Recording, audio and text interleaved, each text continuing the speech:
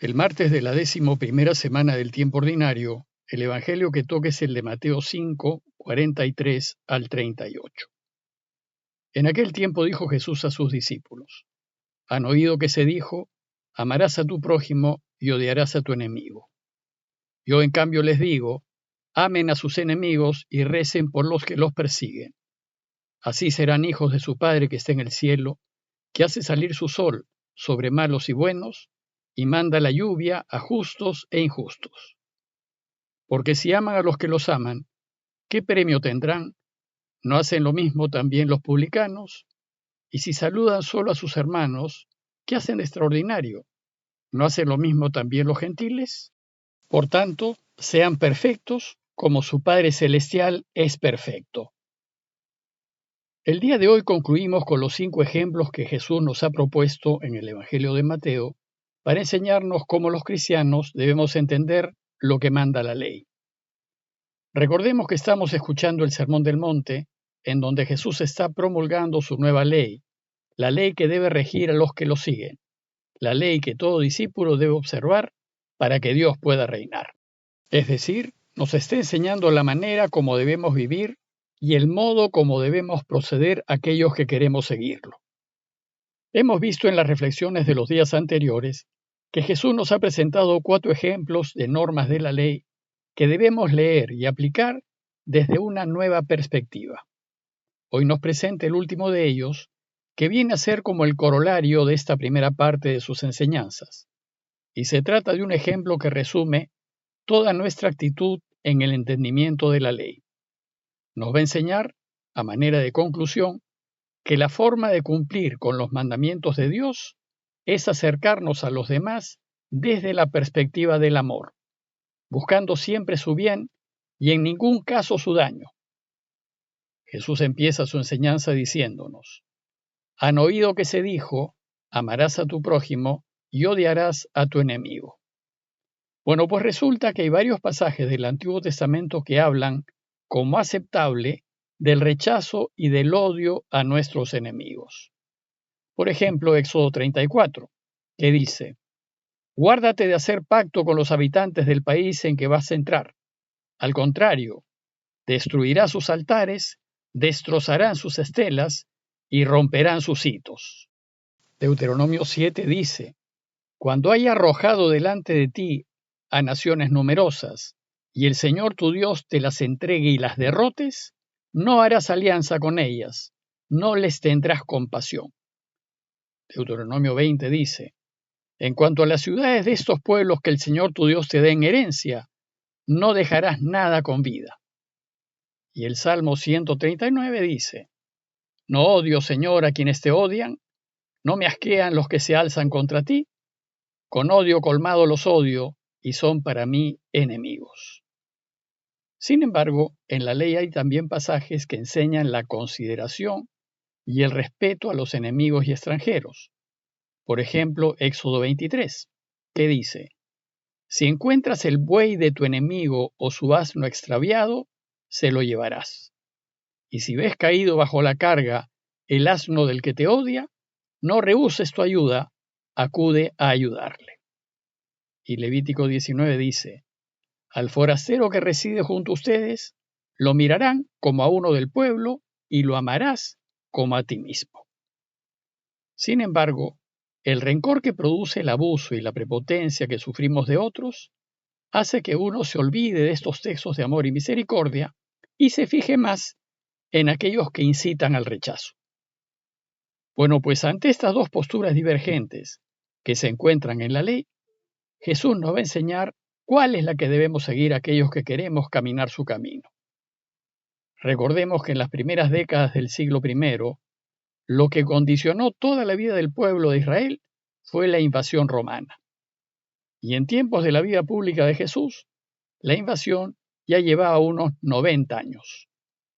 Durante todos esos años, y a causa de la invasión, el pueblo vivió una situación muy dura, y esto había generado un gran rencor hacia los romanos. Los aborrecían y rechazaban, pues los abusos y prepotencias que cometían eran muy grandes. Entonces, con frecuencia, lo que venía a su memoria eran esos pasajes de rechazo al enemigo que se encuentran en el Antiguo Testamento. Y el sentir común del pueblo era amar y proteger a los suyos y a su grupo, y odiar a los romanos y extranjeros. Considerando este contexto, ¿qué es lo que enseña Jesús que debemos hacer para que su Padre reine y el mundo cambie para bien? Yo, en cambio, les digo, dice Jesús, amen a sus enemigos, hagan el bien a los que los odian y recen por los que los persiguen y calumnian. Es decir, Jesús nos pide reaccionar de manera totalmente opuesta a aquella que nos brota instintivamente. Y en lugar de odio, poner amor. En lugar de desprecio, ofrecer ayuda. Y en lugar de hablar mal de los enemigos, rezar por ellos. Jesús nos enseña que no hay que hacer distinción entre amigos y enemigos, pues todos somos hijos del mismo Dios. Todos formamos parte de una misma gran familia y todos somos receptores de su amor. Y cuando tomamos en cuenta esto y hacemos el bien también a nuestros enemigos, entonces seremos verdaderamente hijos de Dios. Dice Jesús, si hacen así, serán hijos de su Padre que está en el cielo, que hace salir su sol sobre malos y buenos, y manda la lluvia a justos e injustos. Jesús nos recuerda que Dios Padre hace el bien a todos sus hijos, sin hacer distinción entre nosotros, y que si hacemos como Él, seremos verdaderamente sus hijos. Bueno, pues este es el ideal del reino. Dios quiere reinar para que el mundo entero, todos los países y naciones, seamos miembros de su gran familia, pues todos somos hijos suyos. Por eso Él cuida del malo y también del bueno, del justo y también del injusto, del que está con Él y del que está contra Él. No le interesa si alguno cree en Él o no, ni si es pecador o es justo, ni si lo ha rechazado o lo sigue. Lo único que quiere Dios es que nos vaya bien a todos. Si nuestro amor solo se limitase a los nuestros, aunque digamos ser sus discípulos, seguiremos viviendo bajo la ley del talión, aunque con signo contrario, de forma que haré el bien, pero solo a los que me hacen el bien, y ayudaré solo a los que me ayudan. Pero dice Jesús, si aman a los que los aman, ¿qué premio tendrán? ¿Qué hacen de especial? ¿Acaso los publicanos no hacen también lo mismo? A los publicanos o cobradores de impuestos, por ser colaboradores de los romanos, el pueblo los consideraba en la misma categoría que los ladrones y delincuentes. Luego, si solo amamos a los que nos aman y si solo ayudamos a los que nos ayudan, ¿en qué nos diferenciamos de los ladrones y delincuentes?